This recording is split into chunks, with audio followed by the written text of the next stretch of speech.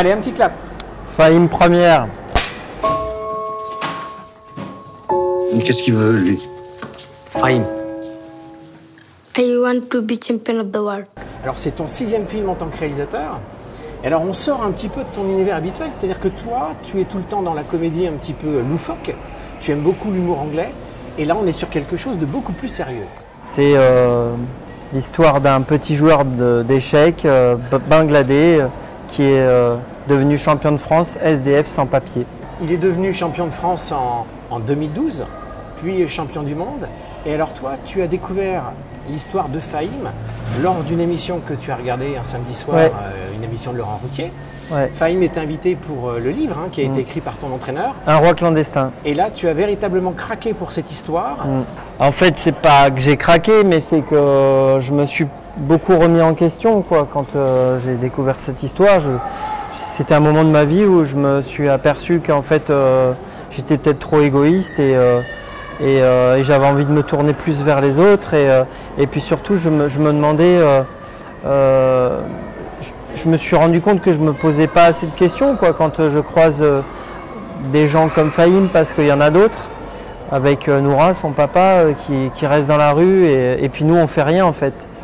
Alors il y a une forme de culpabilité, d'ignorance, et puis aussi j'avais envie de m'intéresser à eux, de découvrir le courage qu'il a fallu avoir pour son papa, de prendre des décisions très très graves, très importantes.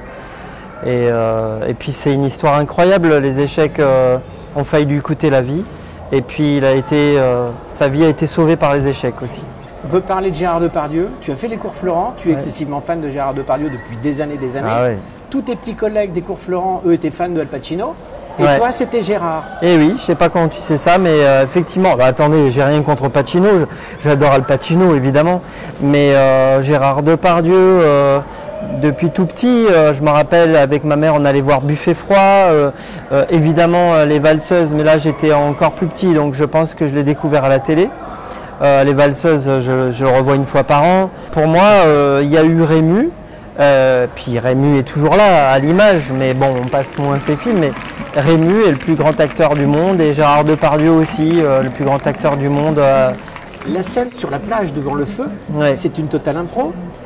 Alors, c'est pas que c'est une impro, mais c'est que c'est le dernier jour, je vous dis des petits secrets, c'est le dernier jour, c'est la dernière minute de tournage de Gérard Depardieu, puisqu'après on quitte la France, on va tourner près de chez Fahim en Inde. Et Gérard, à chaque fois, je ne répétais pas avec lui, je lui montrais juste la mise en place et il offrait une surprise à chaque fois. Donc c'est pas de l'impro, mais c'est beaucoup d'émotions qu'a donné Depardieu. Puis il y avait mes enfants en plus sur la plage, parce que c'était dans le sud chez moi et ça me faisait drôle de pleurer comme un gosse, quoi. C'était vraiment très très fort, quoi. Et Depardieu a été assez touché de quitter tous les enfants qu'il a adorés, avec qui il a adoré travailler, et puis de quitter son personnage. Vous savez, quand on adore son personnage, c'est terrible de le quitter. C'est un moment assez douloureux. Ouais. Tu es très fier de ce film. Est-ce qu'il te ressemble? Ah, bonne question. Bonne question. Oui, je suis très très content du film qu'a réalisé PEF.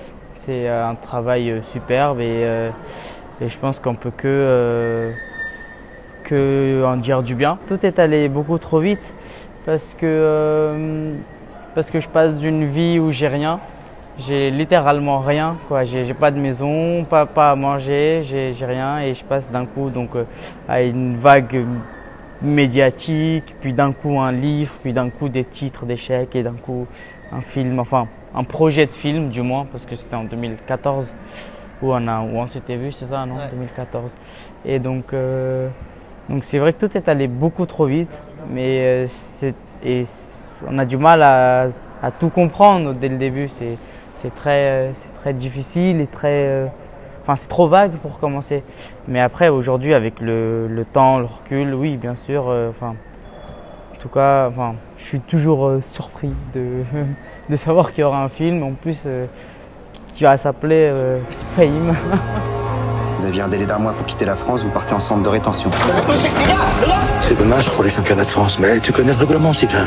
Notre papier, connais le chiquier. Donne-lui sa chance. J'ai vu de la passion. J'ai vu des nains devenir des géants. On va pas rester ici les bras croisés quand même.